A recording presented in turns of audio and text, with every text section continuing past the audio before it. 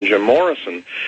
Let's take Jim Morrison, upper middle class. His father was the youngest admiral in the Marines. Made a good deal of money, very fine upbringing, the finest education, but he called his childhood, Jim Morrison did, an open sore. He maintained that his father abused him. Now, whether that's true or not, I mean, Jim tended to embellish the truth a bit. Who knows if that's true? Even if it's not true literally, physically, he was certainly abused psychologically. And, you know, Jim's whole thing with no laws, absolute anarchy, you idiots, you slaves, and all the rest, and he hated the man. Well, who was the man?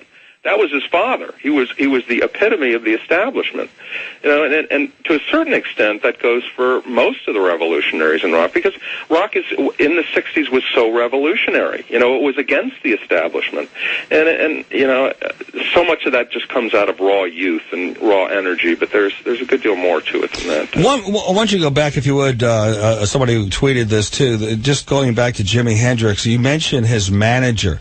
And this is interesting. You write in the book the sinister role Hendrix's manager and girlfriend in his death and the subsequent cover-up. Share a story more, perhaps, on that manager. Well, let me give you some background on the manager. The manager's name was Mike Jeffries, British guy, and his background was he was with the MI6, which is the equivalent of the CIA.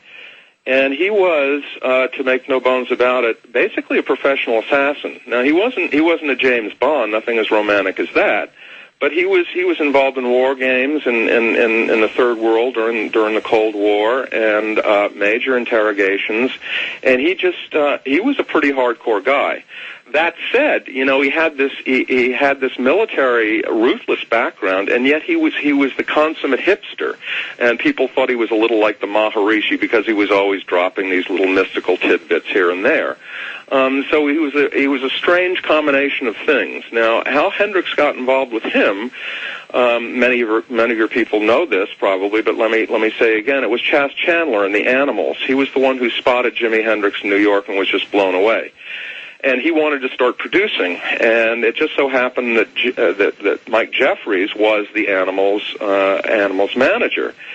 And Eric Burden, who was, of course, the singer, precautioned Hendrix about getting involved with him because he was indeed a sinister, take-no-prisoners kind of guy.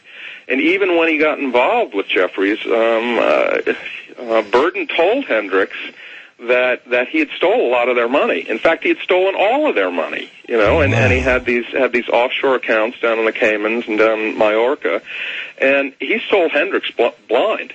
But these rockers didn't care. Just as long as they had enough money and everything was going well, they just expected it was all being taken care of, but they were being ripped off big time. That's right. So anyway, it finally came to the attention of Hendrix, and he didn't like confrontations. He didn't want to get involved in this, but it finally came to his attention that he had to do something about it, and he figured, okay, well, now I'm going to have to bite the bullet and fire Jeffries. Well, firing Jeffries, everybody was scared of him. And so at that point he said he was going to leave the Experience, which he did, which was Jeffries' cash cow. He wanted to start his own band, which ultimately became, the Band of Gypsies, and Jeffries just hated it. Not only was he a racist, but, the Experience made way more money for him, so he did everything he could to keep Hendrix in the Experience and touring relentlessly. And lo and behold, at the end of the last Experience tour, Jimmy was busted for heroin possession in Toronto. And they were very, very careful crossing the border. It seems quite certain that heroin was planted on him. And Jimmy came to the conclusion after a while, who planted the heroin on him? It was his own manager to get him back under control, because he would depend on his manager for getting him out, out of that trial and acquitted. And then what was more, not long after that, and this was the summer of 69, I believe, he was kidnapped at gunpoint. Most people don't know this. Jimi Hendrix was kidnapped at gunpoint, taken as hostage in a warehouse in Manhattan, or somewhere in the New York area, and then taken up to Woodstock.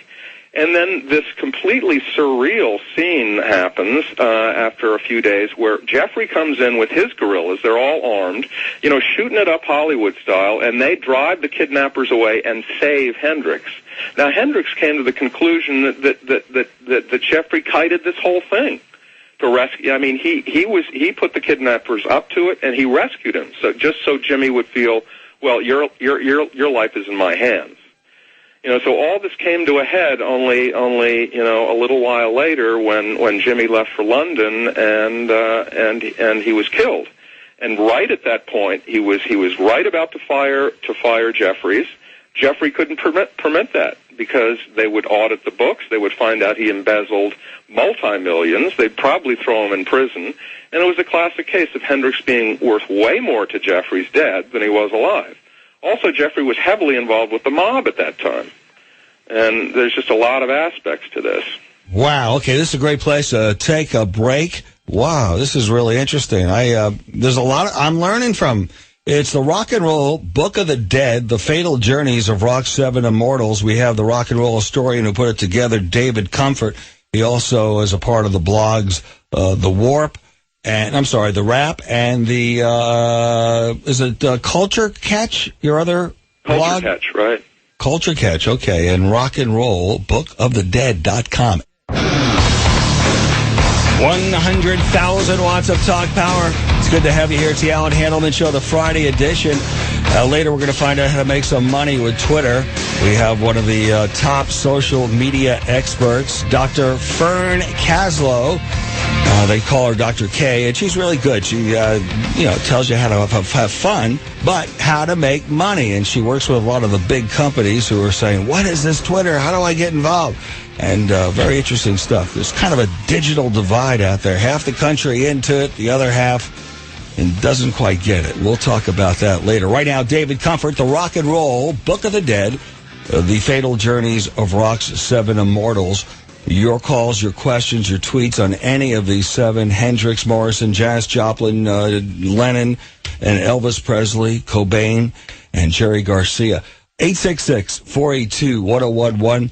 I think we'll focus on Jerry Garcia in just a bit. But let's go to Jason. He's on line 1. Jason, good to have you along. Hello, Jason. Are you there? What? Jason, you're on the air, Jason. Go ahead. Yeah, I'm sorry. I had a question. It wasn't one of the 7 that you had covered, but another rock great who had been killed. Dimebag Darrell of Pantera was with Damage Plan when he was shot at a tragic club shooting. And I was just wondering if your guest here had any insight on kind of the enmity between him and both the Darrells and their ex-lead singer, Phil Anselmo.